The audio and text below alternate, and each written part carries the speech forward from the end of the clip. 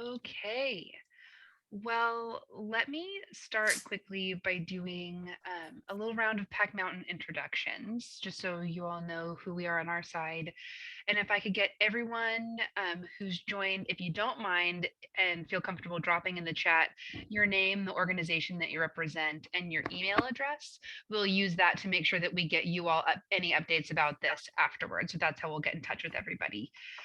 If you don't feel comfortable putting it in the general chat, you can send it directly to me or directly to any Pack Mountain staff, and we'll make sure that we get you connected. I'm Jackie Velasco. I'm Pack Mountain's contract and grant coordinator. So I'm here. What I'll share with you about today is anything about the process that maybe I can clarify or reiterate, and then I can field questions about those kinds of things, anything about the submission process and that kind of stuff. Jeannie, you want to go next? Sure. I'm Jeannie House. I'm with Pacific Mountain Workforce, and I am going to be overseeing this project. So along with Corbett. Corbett, you want to go next? Hi, this is Corbett Mosley, Director of Workforce Services here at Pack Mountain, and I support Jeannie in this project that we're really excited about. It's good to see everyone. Hi, I'm Kelly Fujimoto. I am the Community Relations Analyst here at Pack Mountain, and I oversee outreach and communications here at Pack Mountain. Hey everyone, I'm Arissa De Lima. I am the Executive Assistant to the CEO at Pack Mountain, and I'm here to support all of Pack Mountain's initiatives. Well, thank you all so much for joining. I'm going to go ahead and ask maybe Jeannie and Corbett to start. Do you mind giving everyone a little just general overview of the program and eligibility and kind of explanation just to go over what was in the RFA? Yeah, Jeannie, would you mind just doing that? You just did a great job of concisely. I knew he was going to do this to me. Well, this is a grant. You're welcome, Corbett. Thurston Strong, in partnership with the City of Olympia, came up with this idea of this grant to help the CBOs in Thurston County, hire staff. It's been a hard time, so this is really built around. We're going to probably be helping around 15 to 20 CBOs. It could be more, it could be less, just depends. And staffing, I believe it's at 55,000 per. Jackie, you can step in if I'm wrong about that. It's for underemployed. What's that? I'm sorry. Up to 55. Up to 55,000. So it is, your employee, we're just going to be reimbursing you back. They do have to be underemployed. They have to meet some eligibility. So there's some steps to that, but very simple steps. And the CBOs have to meet the eligibility of having been negatively impacted by COVID. I'm sure you guys have gathered that from all the documentation. So it's an actually really good opportunity for everybody to come together and get some good stuff done. And we're excited about it. And also weed in hopefully some other services that we can assist with down the road. So Corbett, you got anything to add? Nope. I think that's great. We'll just listen for questions and be available and just looking forward to. Yeah. If anybody has any questions too, because I rattle sometimes and think I make sense and I don't. So go ahead and shoot a message into the chat and I'll gladly answer it. All right. Okay, Jackie.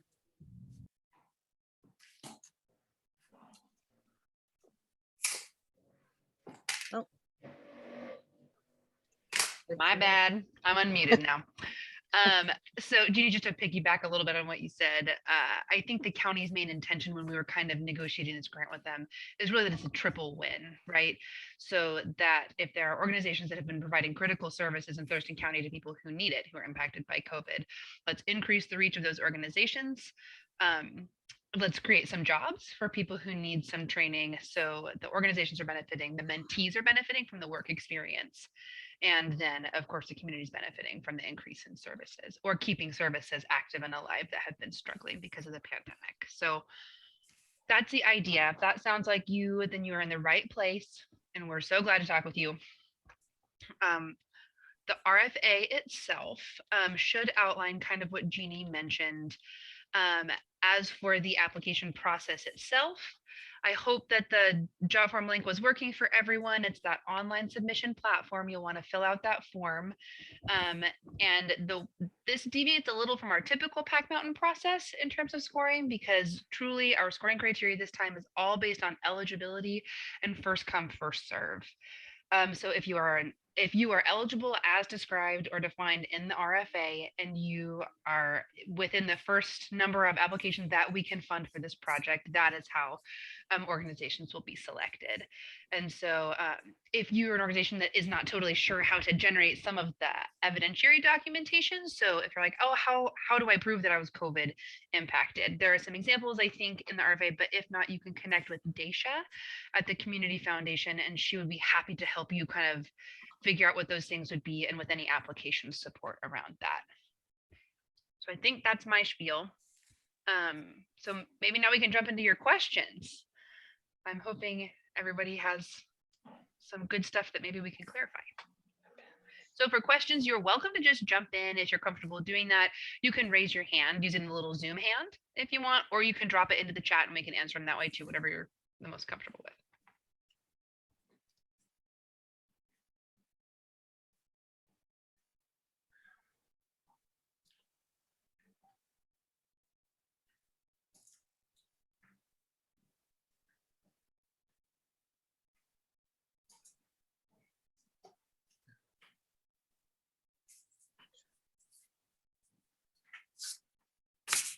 Okay, I see a message in the chat from Cora. Cora would like to know, does an organization need to be registered with the federal government as a tax-exempt organization in order to apply?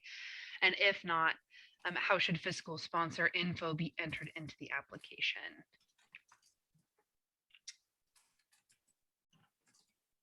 I have one thought on it, and Jeannie and Corbett, I'd love for you to jump in and help me out. So the county has said that every organization who applies needs to be a certified 501c3 not-for-profit organization.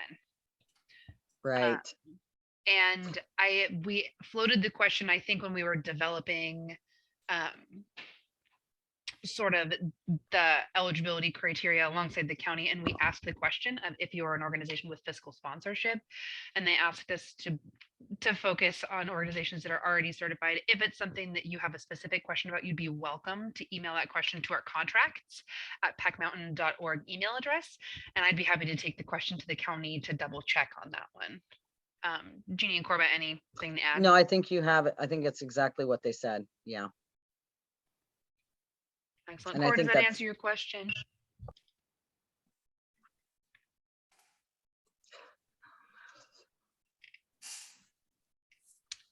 Okay, another question in the chat from Heather. What type of positions or roles would be appropriate? Is there an expectation that the positions would continue after a year, or is it framed as more like a one-year internship? It's a really good question. Jeannie and Corbett, you want to speak to that? I think as long as it's a valuable position and that you have some really good training associated, that they're going to come out with good skill sets. They're helping you, but it's of worth. Then I think it's fine that it's probably up to the year. Of course, we would love to see it go beyond that. But there is funding issues around that. So I think that it would probably be fine to go with a year and just really show a good training line and timeline. What do you think, Corbett? Yep, that sounds good to me. And employment support and prep and other things are built into the process. So there's some available resources that folks can tap into as well. Yep. To share a little bit about what PacMtn can do for people who are job seekers, is we provide support all the time for people who are trying to train up or skill up into new professions they haven't been in before, or develop further on a pathway they were already on. So oh my God. Oh, sorry. Oh, you're okay. We must be related, Jocelyn. No, sorry. That was an internal comment. No, that's fine. I was like, oh my gosh, what did I say? I didn't think it was that controversial. No, that's just fine. So we support employees all the time. So I think roles that show where you can kind of show, oh yeah, this gets a person into a role where they're learning something and they're kind of professionally developing somehow over the role. That's great. There is no expectation attached to the funding that the role continue after a year. And like Jeannie said, it's wonderful. If you can, we would love for that to be the case. But that doesn't change priority or eligibility or anything in order to apply for the role. And I think that the way you put it, if there's a specialized job, I mean, we are in some strange circumstances, so that would be a really great thing. I mean, it should be specialized probably to combat some of it. So. Heather, does that answer your question? Did we get it?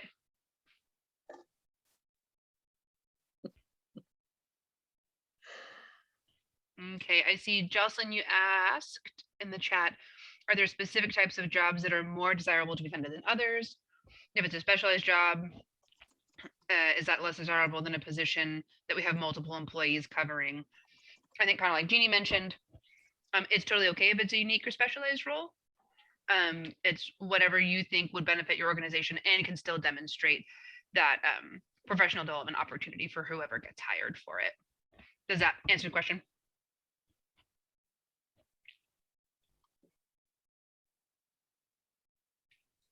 There's another question. Yes, it does. Thank you.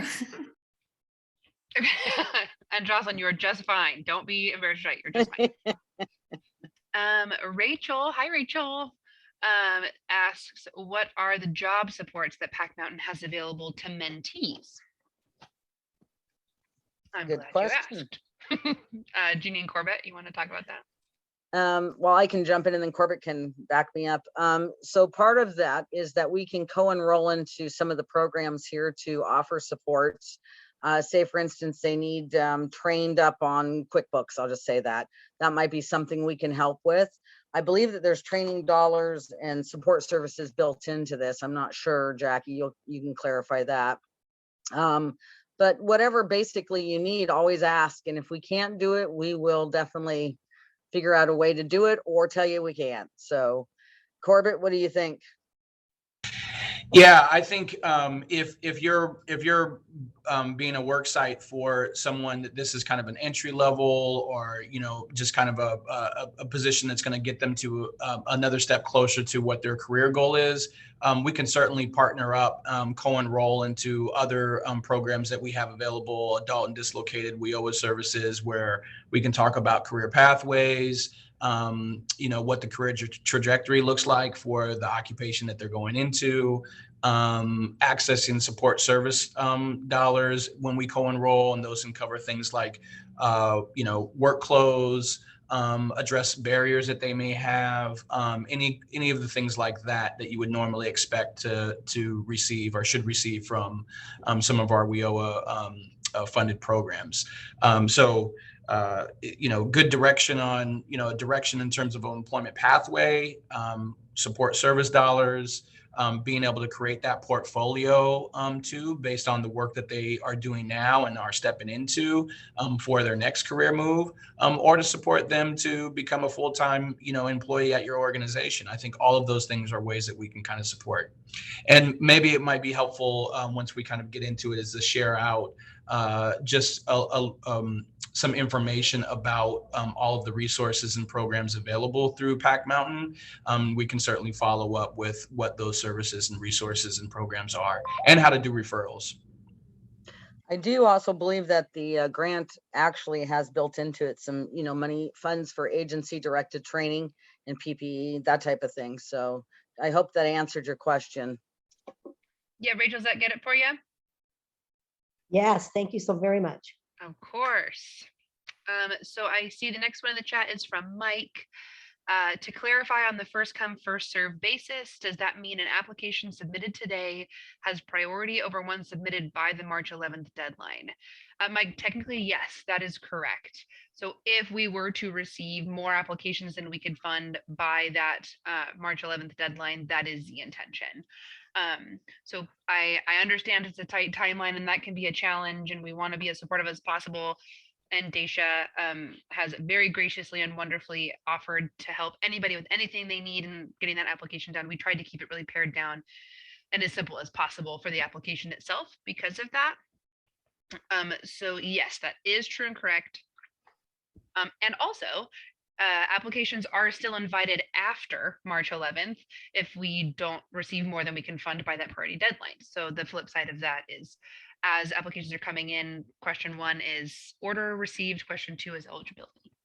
And there are priorities that we outlined in the RFA that we will prioritize human service-based organizations first, which is a stipulation from the county for that funding. Does that answer your question, Mike? Yep, that certainly does. Thank you very much. Perfect, of course. Oh, the furlough question. Deb says, can you say more about how much documentation and backup justification you'd like to see regarding COVID impacts? Deb, that's a really good question. So there's a couple of ways that you could demonstrate that, and I just want to highlight a few. One is lost revenue, so a reduction in donations or grants, increased costs, so you're serving more people, or increased demand for services from serving more people. Those kinds of things you can articulate as a negative COVID impact as part of that demonstration. Jackie, did you want to say anything else? yes, Was that fair? Yeah, Okay. you're exactly right. And then if you have further questions about that, I do hope that you get in touch with Daisha. Daisha at the Community Foundation has been supporting nonprofits and receiving similar dollars from the county in figuring out exactly what kind of documentation they need and how they might go about getting that and those kinds of things. So please reach out to her if you need the assistance. Daisha, I hope that I'm saying that right. Yeah, for is there sure. anything you'd like to add on that one that we didn't mention or that you think should be said here? Or Yeah, the only thing that I'll add is one thing, and Adele is here with me as well, who has been supporting our Thurston Strong grants. And the only thing that I'll add is there is really no one size fits all. As I think all of you probably are a little bit aware, this COVID has affected everyone in so many different ways. And so that's really something that we can get into the specifics of kind of like your story. And as we sit and we talk about, here's what happened with us, that kind of sparks ideas for, okay, do you have this kind of accounting? Do you have this that you can demonstrate in your taxes? Do you have this that you can demonstrate in a project budget? And so I think just getting in touch with us is probably the easiest way, because it is so custom, the different ways that that people have been affected. So that's my addition. Right. thank you so much, Daisha. And I think I saw that you tossed your email in the chat, and I know I put it just about every possible corner in the RFA, so people know right where to find her. But of course, if you're having trouble getting in touch with Daisha, you can always email contracts@pacmountain.org, and we'll make sure that if there's miscommunication, we can connect you to. Perfect. Deb, does that answer your question?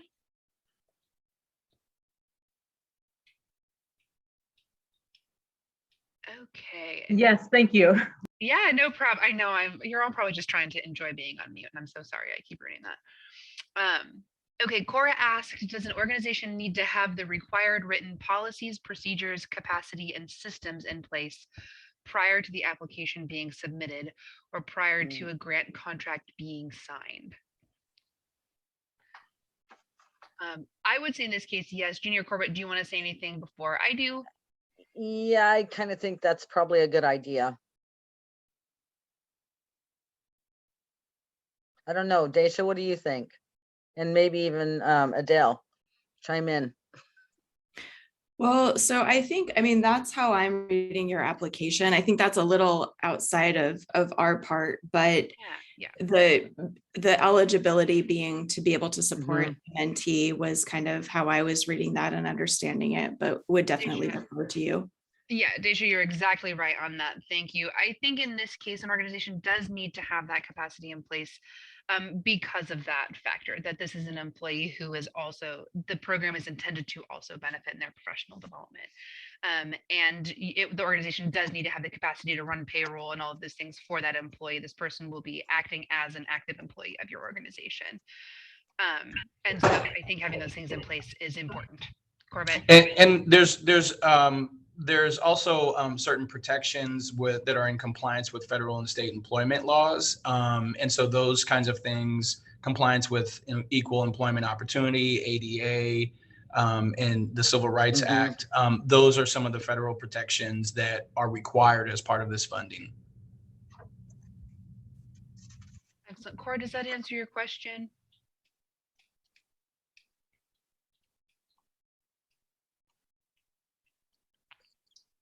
Okay.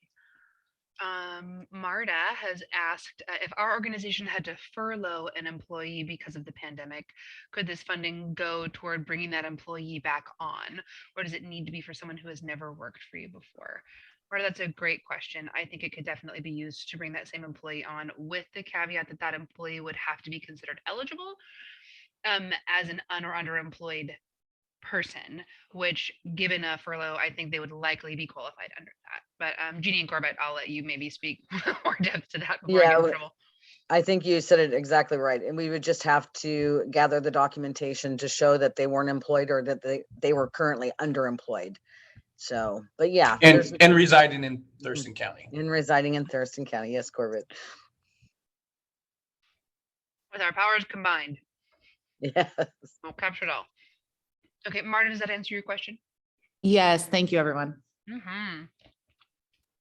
Okay, Gabe has asked, is it one application per agency, and is it one position per agency? That's a really great question. Jeannie and Corbett, you want to go first? I don't recall seeing that at all in there.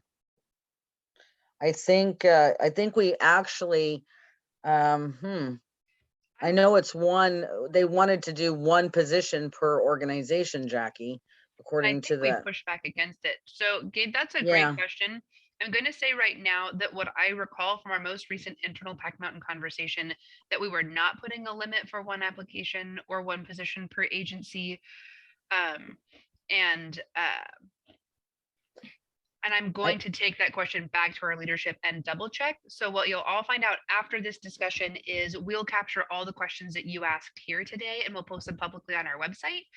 The question that you asked and the answer that we gave, or in this case, an answer that we're kind of answering, but also slightly deferring, we'll make sure that we get a concrete answer and have it in that public Q&A so that you have answer. And you'll all, if I have your email in the chat, get a notification when that's posted. So Gabe, is it okay if we half defer your question? I think we want to be careful too, that there's a lot of organizations and we I think that Thurston County wanted to kind of spread the wealth too a little bit.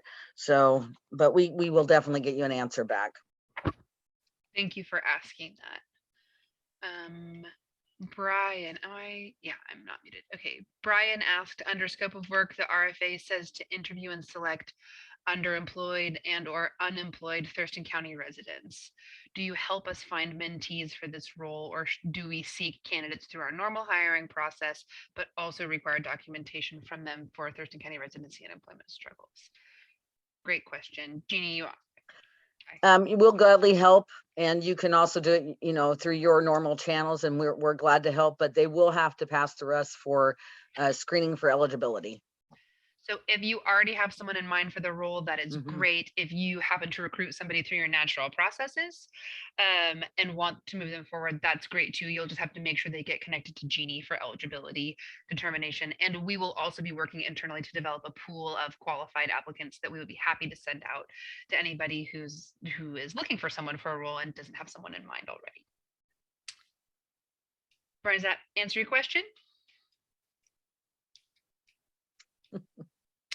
Brian says, can you clarify screening for eligibility? What is that process, please? We're still building that. I can tell you the eligibility, we can tell you the eligibility criteria, and that's that they be an un or underemployed resident of Thurston County. Well, and probably much more underemployed is, informative than what you already read. underemployed is really, we want to look at the person, kind of talk with them, and whenever possible, we're going to try to document it and do it if that's the person you want.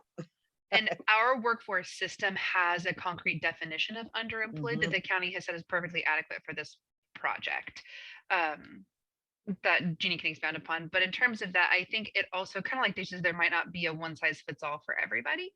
Right. But Jeannie will make sure that when the time comes, if you have someone in mind for a role that you'd like to send to her, that we get you everything you need for that. So all eligibility determination will happen internally at PacMtn. So that won't be a lift for you at all. It'll just be a determination of whether or not you could have the person that you're hoping to hire. And we do a pretty decent job around here of screening in for what that's worth. Okay, and that's all I'm seeing in the chat. Am I missing anything for questions in there? I don't think so. Does anyone else have any questions that you've thought of since that you'd like to drop in the chat, or anything that we can clarify further that we've already kind of spoken to?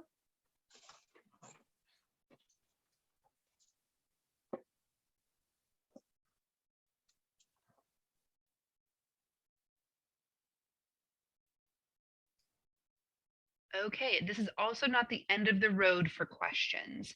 So what happens from here is I'm hoping everyone has the link for the application itself. We get notified instantaneously the moment your application is submitted. We'll get an internal notification that is, and you should get a receipt notification that it was submitted successfully.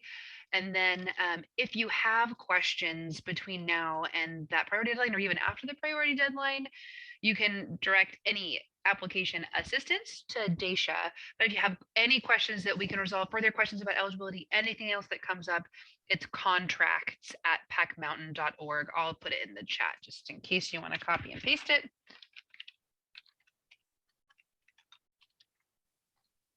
So there you have that. And what we do typically is if you have a question and have asked it, it means somebody else probably also has the same or similar questions. And so we'll let you know when we get your question, and then we'll post the question and answer publicly. So everybody has access to that question and answer at the same time. But if you submitted a question, we will let you know the moment it's posted. So you'll get an email back for a receipt, and you'll get an email back the moment it's posted. And we have pretty quick turnaround. I think technically we say 3 business days, but it's often faster than that. So never fear, especially since we know you're all waiting to get that information back to move forward with your process. So Jackie, is there a link on your website for where those questions will show up, or will that be kind of on the service provider? yeah, so it will be right under where you found the RFA. There will be a little bullet point added that says public Q&A. It'll just be one of those right under the same thing. And I will, when we finish this up, I'll send you all a thank you for attending email, and I'll make sure you have the contract's email address, and then I'll make sure you have Daisha's email address one more time for good measure, because I love sprinkling that like sprinkles and everything. And then I will also make sure that you know right where to go check where bids will be announced, and where you can find the Q&A. And you'll also actually in the same spot be able to find this recording of this meeting if you're like, wait, what did they say? And want to go back and listen to the answer again. That will be available to you there as well.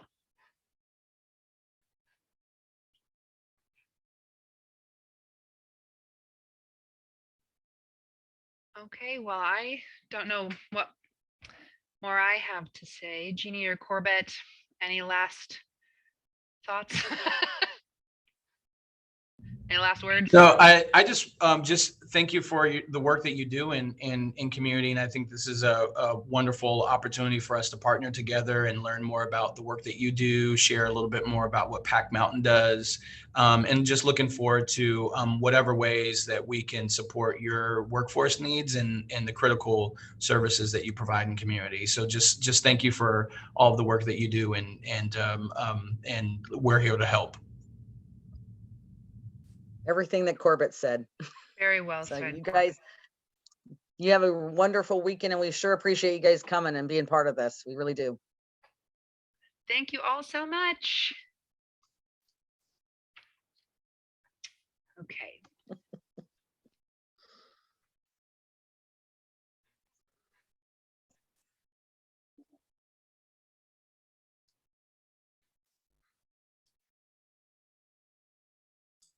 Well, thank you.